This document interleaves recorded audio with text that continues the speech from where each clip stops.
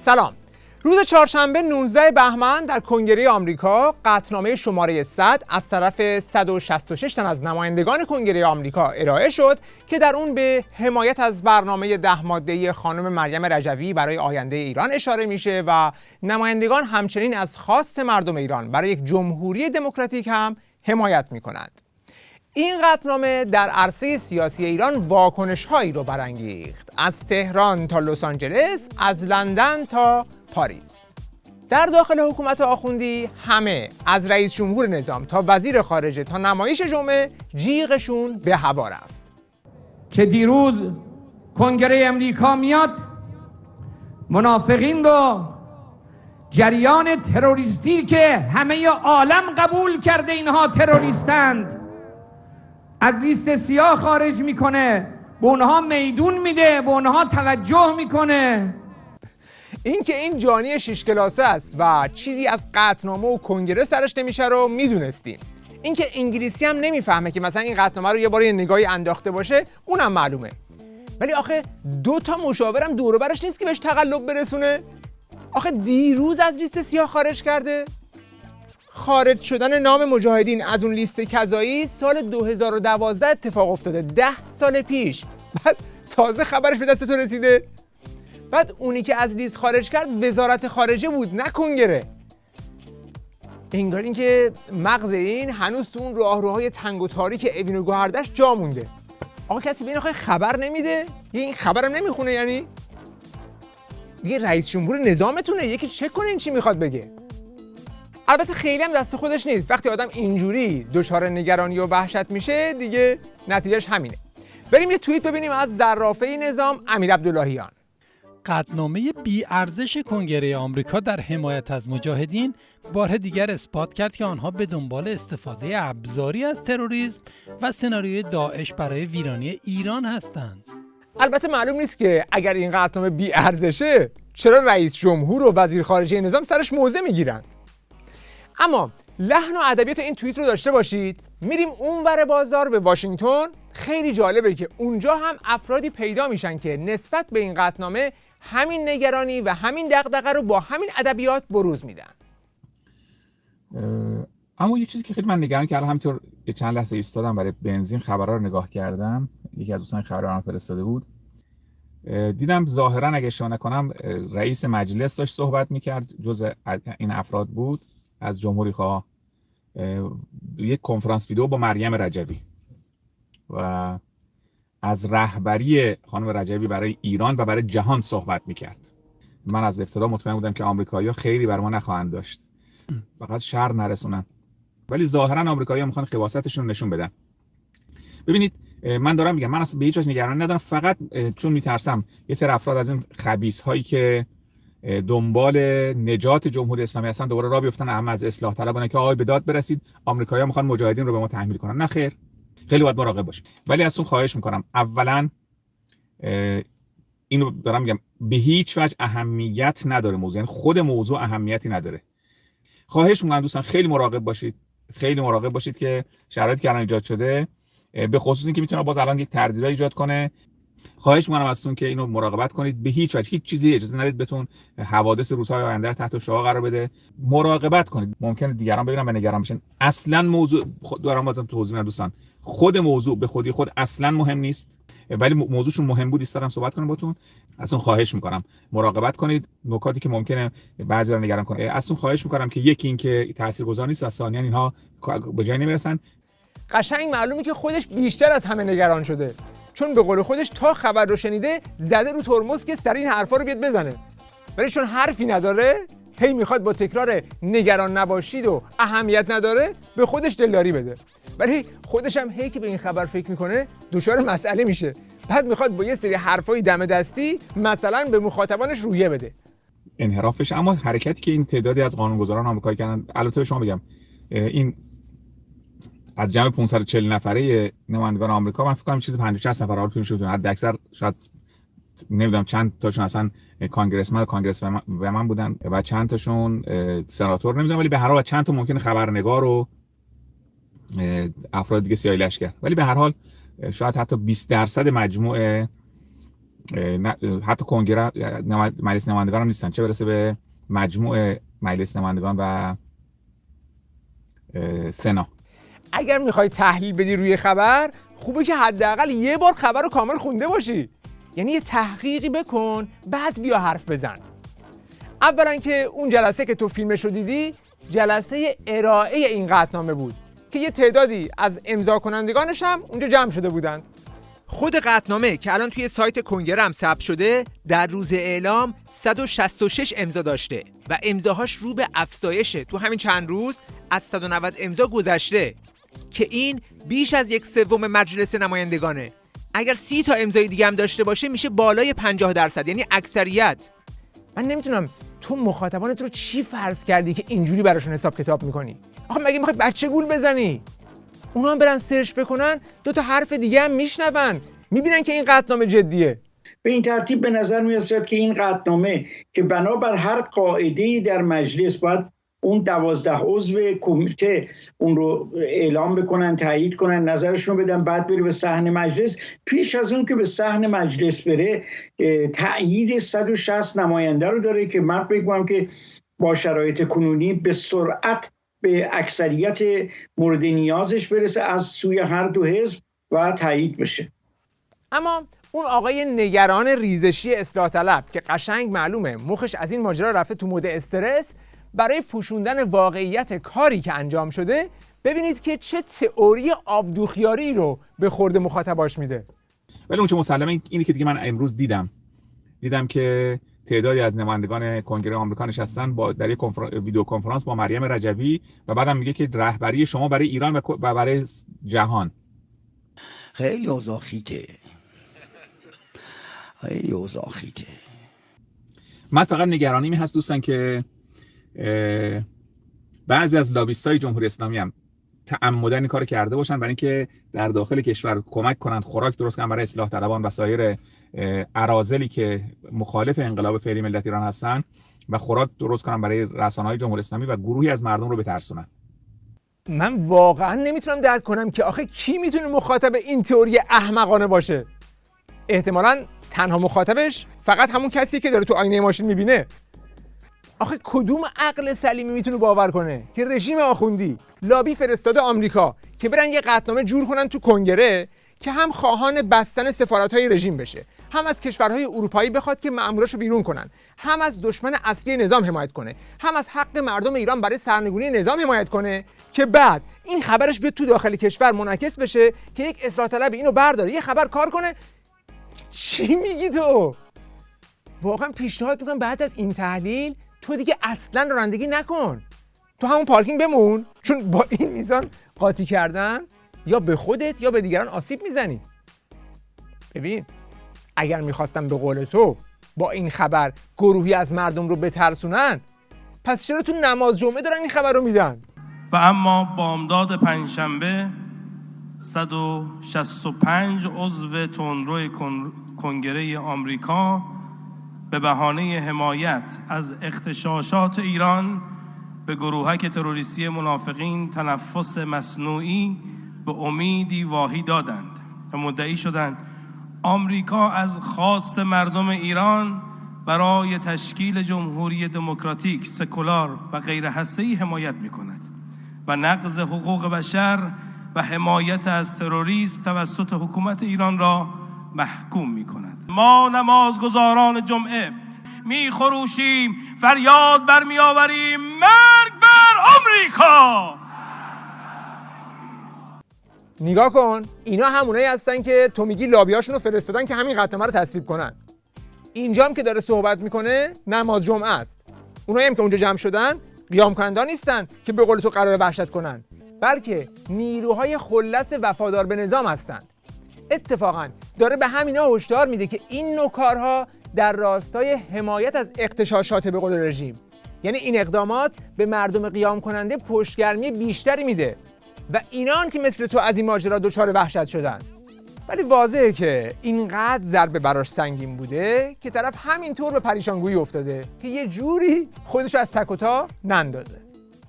یه طوری جلوه میدن که قرار مریم رجوی همه کاره بشه. بعد از استبداد پهلوی صحبت میکنه و اینکه مردم ایران در این انقلاب فعلیشون از استبداد فعلی و از استبداد شاهنشاهی میخوان عبور کنن. نسبت به گذشته، اگر نسبت به گذشته خاندان سلطنتی حرف میزنه و منتظره که آقای رضا پهلوی در مورد مثلا به قول اینها کارهای ساواک و کارهای قبل از انقلاب اظهار نظر کنه، سازمان مجاهدین تا حالا چند بار در مورد ترورهایی که کرده اظهار نظر کرده و خودش رو محکوم کرده. یه جوری صحبت میکنه که دیگه باید بحث رو برد تو کلاس اول مبارزه. ببینم تو فیلم شیردل یا وطن پرست رو ندیدی؟ مل گیبسون 1995. احتمالا همون موقعی که تو دفتر کروبی بودی. البته در این زمینه فیلم زیاد ساختن، ولی تو بهتره که از انیمیشن شروع کنی. انیمیشن رایا و آخرین اجرا برات خوبه، چون این فیلم برات سنگینه. تو کل تاریخ هر وقت انسان در برابر حاکم ستمگری قرار میگیره که همه حقوقش رو ازش سلب میکنه، آزادیش رو سلب میکنه، جونش هم میخواد بگیره، چیکار میکنن؟ برای آزادی چیلینگ چیلینگ میجنگن. به این میگن جنگیدن برای آزادی یا مبارزه آزادی بخش. عملیات های مجاهدین هم در همین چارچوب جنگ آزادی بخش انجام شده. رژیم یه بار برد توی دادگاه های فرانسه 1,000,000 صفحه کاغذ هم براش سیاه کرد، ولی دست آخر دادگاه حکم داد که همه عملیات ها جزئی از مبارزه مشروع مجاهدین برای سرنگونی آخوندها بوده که مجاهدین هم به همه این عملیات ها افتخار کردند، میکنند و خواهند کرد. حقیقتش اینه که به گمانم این گروه از آمریکایی تصمیم گرفتن دوباره انقلاب منحرف کنن و یک وحشتی در مردم ایجاد کنن. البته من اینجا بگم هیچ اتفاقی نخواهد افتاد. نه این آمریکایی غلطی میکنن، نه سازمان مجاهدین میتونه کاری کنه، نه مریم رجبی پایگاهی در داخل کشور داره. اولا اون چیزی که همین الان داره انقلاب مردم ایران رو تداوم میده، همین فعالیت‌های کانون‌های شورشیه که هر شب با آتش زدن نمادهای رژیم و کوکتل زدن به اماکن رژیم دارن به مردم روحیه میدن. توی شعارهای شبانه و رژه کف خیابون هم که داریم میبینیم. تو زاهدان هم که هنوز دارن هر هفته میان کف خیابون شعارهایی میدند یا تراکت‌هایی میگیرن که خیلی آشناست.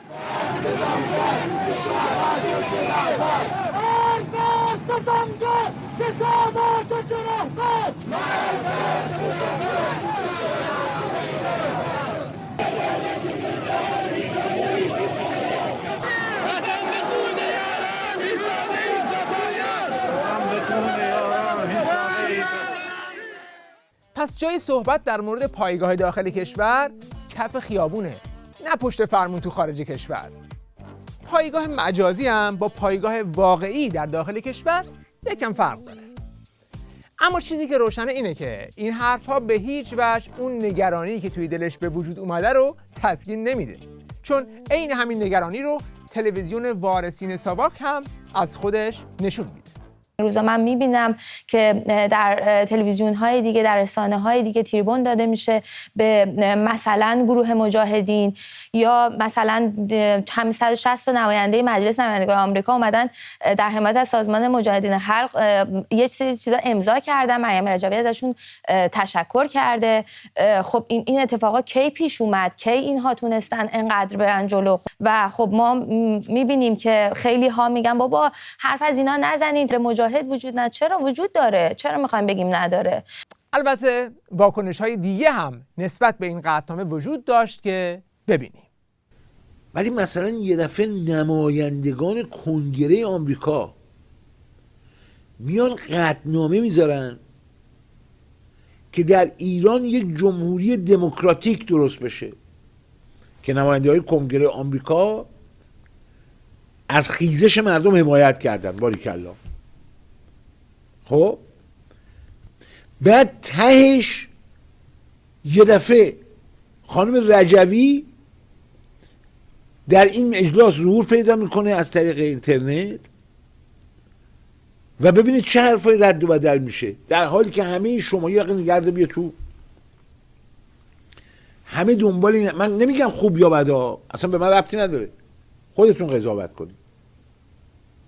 توی این شلوغیایی که همتون افتادین دنبال اینی که شاهزاده و گلشیفته و مسیح و نمیدونم اینا توی دانشگاه دارن حرف میزنن، دیروز کنگره آمریکا نمایندگان دوتا حزب قطعنامه تصویب میکنن که در ایران یه جمهوری دموکراتیک درست بشه و بعد خانم رجوی هم پشتش میاد. پخش کنید لطفا. Mrs. Rajavi, your leadership has been an inspiration to the people of Iran and to the people of the world. And I cannot wait to meet you personally in Tehran on Iran's Day of Deliverance. That you and the... نگاهش تو. ایشون کنگرسمنه ها. آرزوی دیدار میکنه با خانم رجوی در تهران. ادامهش پخش کن. We are on the anniversary of the anti-dictatorial revolution in 1979 when a unified nation swept. مختلف خانم رجوی شما اومدی میگی که آقا جان ما در چیز پیروزی نمیدونم 22 بهمن ضد سلطنتی عرضم به حضورتون هستیم. مردم اصلا شما سر در میارین چه خبره؟ این حرفا تو کنگره آمریکا زده شده و حالا الان آقای داوود حیدری میگه این نماینده امریکایی هیچ کاره است. من امریکا هستم، هیچ کس محل این نماینده نمیذاره. عزیز دلم چرا باز میگم وقتی میگم گوش نمیدید اینها؟ آقا جان دارم میگم نمایندگان از دو حزب. شما یه آقا رو داری میبینی، نمایندگان از دو حزب، نه یه نفر، نه یک نفر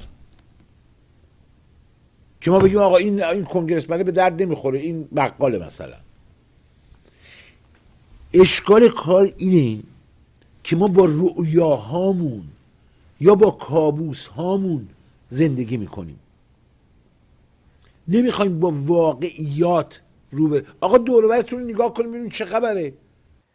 فقط به توضیحات آقای همایون جهت اطلاع اون مخاطبشون این نکته رو هم اضافه کنم که این آقای مک‌کلینتاک که تو این جلسه حضور داشت 14 سال نماینده کنگره است و در کمیته قضایی مجلس نمایندگان آمریکا هم رئیس یک زیر کمیته است. یعنی توی کنگره آمریکا آدم ناشناخته‌ای نیست. بریم یه واکنش دیگه هم ببینیم از یکی از حامیان بچه شاه و حال و روزی که بعد از شنیدن این خبر پیدا کرده.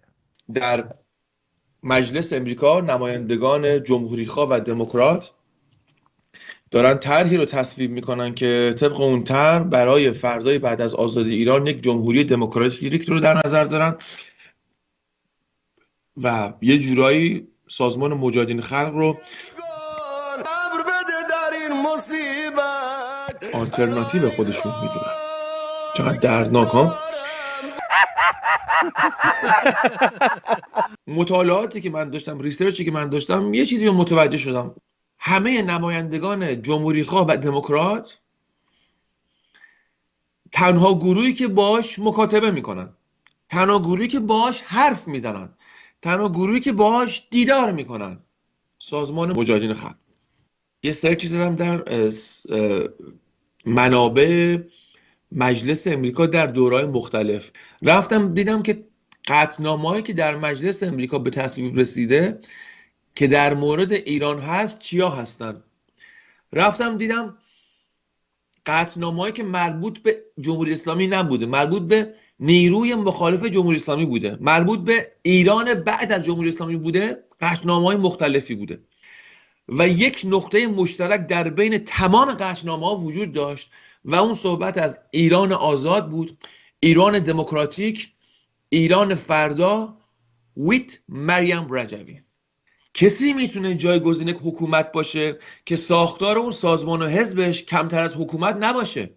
الان تو جامعه ما کدوم حزب، کدوم سازمان شرایط جایگزینی رو داره؟ با کمال تأسف تنها گزینه که وجود داره اون چیزیه که هیچ کدوممون دوستش نداریم. میان میگن درود به شاهزاده، نمیدونم رضا شاه دوم، نمیدونم این بهترین آدمه.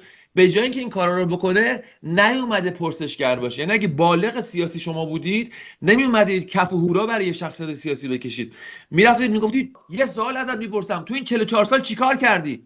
چرا تو این 40 سال یک سازمانی نتونستی اداره بکنی که بهتر از سازمان مجاهدین خلق باشه توی ساختار و توی سازماندهی؟ اگر شهروندان پرسشگری بودیم، مطالبه گر بودیم از یک شخصیت محبوبی که میدونیم خطری برای ایران نداره، ولی تو الان نتونسته اون شکل اون سازمانی رو برای خودش به وجود بیاره و حتی اومده یه جا گفته که وظیفه من نیست که حزب بزنم، من یه چهره نمادین هستم که تشویق میکنم. اینجوری. پس الان در این بزنگاه تاریخ که خیلی از کشورها دنبال آلترناتیو هستن، آلترناتیو شخص نیست، آلترناتیو یک حکومت، آلترناتیو یک شخص نیست که بگیم اوکی این حکومت رو با این هم یه نفر بیاد جایگزین خامنه ایشه. خامنه ای یه نفر نیست که یک ساختاره، یک حزب، یک گروه بزرگ و عظیم و سازمانده یافته است و مجاهدین خلق متاسفانه درست کار کرده. متاسفانه در اوجی که مطرح نبوده سرمایه گذاری کرده و پوله که به دست آورده فقط خرج سازمانش کرده و بتونه اونها رو جذب خودش بکنه، بگه ما یه سازمان هستیم، خیلی ارگانایز هستیم، نیروهامون همگی وجود دارن، خیلی از دپارتمان‌های مختلف داریم تو این سازمانمون، تو این اپوزیسیونمون، هر دپارتمان یک استان رو بررسی میکنه. ما شبکه تبلیغاتی و شبکه آگاهی رسانی در استان زنجان داریم، در سیستان داریم. اینو نه کسی کی اومد این کارا رو مثلا به نماینده مجلس امریکا نشون بده به جز مجاهدین خلق. واقع گرایانه می‌خواستم نظر بدم، من یه امریکایی بودم، یه کانگرسمن بودم، در نظر بگیرید بلا بدور، جمهوری‌خواه یا دموکرات، اصلا جمهوری‌خواه هم بودم و می‌خواستیم از جمهوری اسلامی عبور کنیم. ما نمایندگان امریکایی تنها سازمانی که میتونست جای حکومت باشه همینه. متاسفانه واقعیت. بله، در نهایت میشه گفت که قطعنامه کنگره آمریکا در حمایت از قیام مردم ایران و یک جمهوری دموکراتیک همینطوری یه شبه با کار یه نفر و دو نفر به دست نیومده، بلکه محصول 4 دهه فعالیت یاران مقاومت در آمریکا و همچنین متکی به پایداری 40 ساله مجاهدین در برابر دیکتاتوری آخوندی است. با همه رنج و خونی که 10,000 مجاهد و هوادارانشون در این راه دادن و میدن، اینه که نمایندگان شریف کشورهای مختلف رو تحت تأثیر قرار میده. اگر کسی میخواد بدونه این دستاورد بزرگ سیاسی مردم ایران چجوری به دست اومده، رازش اینه. وقت بخیر و خدا نگهدار.